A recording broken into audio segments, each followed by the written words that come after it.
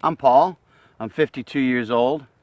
I'm a marine mechanic and the lead singer in a rock band. What makes a mechanic an awesome contestant on a show like this, on Survivor, is a very simple fact of troubleshooting is a big part of my job. Salesmanship is a huge part of my job, much bigger part than the mechanical side of it. Having a customer feel comfortable with my diagnosis. It's not like the old days where you're changing points and it was 20 bucks. Now, pretty much every part I change on a motor is $400 plus. So they have to be very, very confident in my diagnostics, and it's my job to make sure they're comfortable with that. Do I have an advantage? I'm up against, I'm the old man here. There's no question about it. But I really think, and I know, I relate to every single one of them. And, when their noses are sunburned and their feet are sore and they're crying for their moms, I'll have the answer. Where their buddy next to him, their age group, is hoping he gets a trophy. He thinks everybody wins at the end of Survivor. Well, you don't.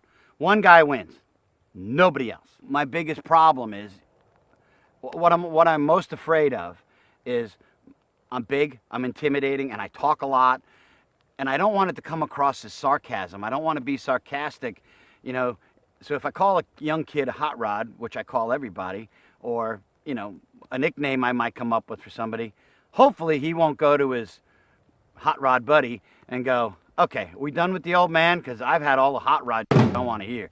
And they, and they vote me out, not realizing that none of them can open a coconut, or use a machete. I grew up on Eastern Long Island, hung out in Manhattan quite a bit. The Coast Guard had always appealed to me, but realistically, I was trapped in a family business, the boat business. And when I say trapped, it's a very successful business today, but as the youngest of two sons, it was hard. I'm a lot younger, and so my brother had paid his dues in the company. So when my dad got older and I was 17, I was done with Long Island. I was done with New York. I wanted to go see the world. I didn't want to just be sitting in one spot. And I wanted to make sure that in no way, shape, or form would I be that guy that sat around and said, I really wish I woulda. And I've lived that theme my whole life. I joined the Coast Guard, went through boot camp. Next to this is probably the hardest thing I'd ever done in my life. My experience in the Coast Guard prepared me for this game in more ways than I'd ever known possible. Even though I was younger when I got out, okay, and I only spent 6 years in, the 4 years that I was active, you live as a young man in close quarters with females. Okay, I was the first group that had females join the Coast Guard. When you're on a ship in 15, 18-foot seas, 20-foot seas, and the commanding officer is 21 years old, a JG, right out of school, and he's looking around because he is totally lost and scared to death, and he's in charge, and I'm down in an engine room, with my feet propped up, holding on, and they're counting on me to get stuff done and make sure everything's checked and make sure the gauges are right and I'm not puking in the bilge. Those kind of things are things that, you look at these kids today and you go, really? That was your preparation? That's what brought you to this level of your life? Have you ever taken a chance? Have you ever, taken a risk? And they just, they stay in a very safe world, the younger generation. They don't seem to, doing an ollie on a skateboard's a big deal. It is a big deal. That's great. My first triplet on a drum set, it was great. It was a big deal. But there's a lot more to it than that. Leaving my family behind, leaving my life behind. I have a huge family, a family of friends, and a family of band members, my best friends. And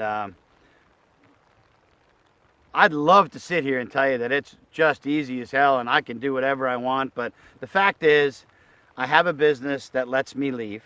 Okay, it lets me shut down if I need to, which we did. I have a wife of almost 25 years now. My oldest son has moved out, but my kids are still home. My twins, Hunter and Shelby, and they're along with my older son. They're my best friends. They're my world. It's hard to describe how difficult a decision it was to do this. It wasn't like people would think about me. Oh, you know, big tough Paul. He's a tough guy. He's this. He's that. They really don't know me. The guys knew. My friends knew how hard this was for me to leave my family. You know, we lived together. We lived in a motorhome together. We're best friends. My youngest son works with me all the time. I'm always working at my oldest son's job that he works at a big marina. My daughter helps out all the time. We're that weird group, man. We're like all together all the time. The kids that scare me, if they can read people as good as I can, some kid's gonna figure out I'm a big teddy bear and go, oh dude, he ain't no badass. He's just a big baby. But there's not a day I don't write in my diary, I wish I saw my kids today.